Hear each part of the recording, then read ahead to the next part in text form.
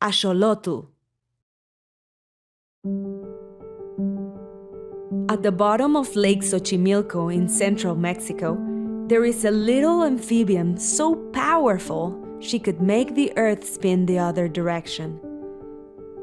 But before Camixatol had a fin and gills, she was an Aztec goddess on the cusp of having an entire civilization at her fingertips. Camixatol declared her existence with a bold belt of a whale that was nothing shy of divinity. Word of her birth traveled so quickly across the empire, it was as if the entire world heard her cries in her adoring mother's arms. Camixatl's parents were not typical Aztec divinity. Camixatl's mother, Chalchitlicue, was the goddess of rivers and oceans. She was from a very traditional sacrificial family with a long history of twisted customs. But Camixatl's mother was more bohemian than her family preferred. She loved to dance in the moonlight and never missed an opportunity to swim naked in her waters. Camixatl's father, Tlaloc, was the god of rain. Most people feared him because of the thunder and hail he could create in an instant. But the more time you spent with him, it was clear his true love was making people laugh. He would sing songs about monkeys eating moon pies and flowers who drank too much. It was love at first sight for Chalchitlicue and Tlaloc. Some say that when they saw each other for the first time, all the flowers in the garden blossomed together at once. The couple was married days later. It was passionate, but they moved too fast and never really got a chance to know each other. And that has been the root of their problem ever since. See, Camixatl's parents wanted independence and that haunted them. When Camixatl hit adolescence, she took notice of the fact her parents had long drifted apart. They were so busy with work, they didn't leave much time for family. Camixatl felt she always got the short end of the stick and became accustomed to her parents' pattern of disrespect and disconnection. I know, she knew it wasn't right. Over time, Camixatl recognized something. The meaner she was to her friends, family, and even commoners, the more powerful she felt. So Camixatl made a conscious and calculated decision to be mean. Perhaps she might get her parents' attention. At first it worked. Her parents spent more time with her making sure she ate her meals and was doing her chores. They even started asking what Camixatl was doing and where she was going, and that made her feel safe and loved. But it wasn't a veintena later that Camixatl's parents fell into the same pattern of wicked arguments. This time they disagreed on how to deal with their daughter's new mean spirit. One day, after hearing of yet another fight inspired by their daughter, her parents could not decide on a punishment. Her mother wanted to bring her before the high priests, and her father wanted to put her to work in the fields. Both options sounded terrible to Camixatl, so she plotted her own escape. She waited until the sun was high, and then she vanished to her secret spot, Lake Xochimilco. As she sat at the water's edge, she dreamt of soft, gentle laughter and her parents loving each other.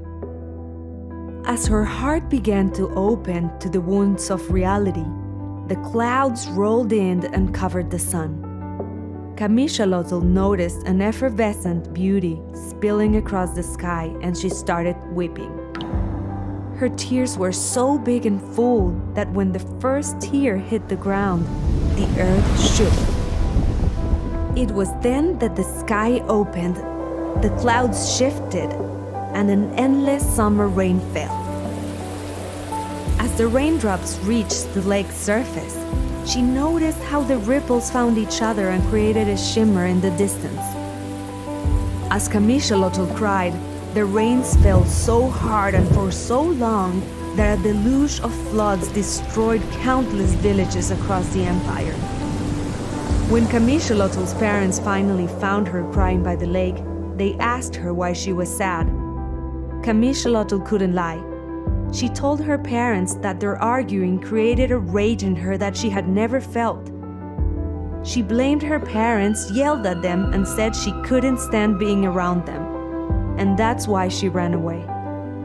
Xalchutlicue and Tlaloc felt their daughter's pain. But they knew if the other gods and goddesses discovered their daughter had created these rains, they would certainly send her into El Popocatépetl, the volcano in the distance. In order to save their daughter from certain death, Camixalotl's parents had to agree one final time. They made a deal with their daughter. If she agreed to be banished to the bottom of the lake for eternity, they would not tell anyone what she did and where she disappeared to. Camixalotl tried to explain herself, but she was fighting a cursed reply. As the clouds lifted and the morning sun crept over the hills, her parents said their final goodbyes and walked away. Camixalotl was left alone, and she chose to walk to the bottom of the lake. The axolotl, also known as the Mexican walking fish, is actually not a fish at all, but an amphibian, which means their body must remain wet in order to breathe. The name axolotl comes from the Aztec word meaning water monster, and legend has it that a god disguised himself as a salamander to avoid sacrifice.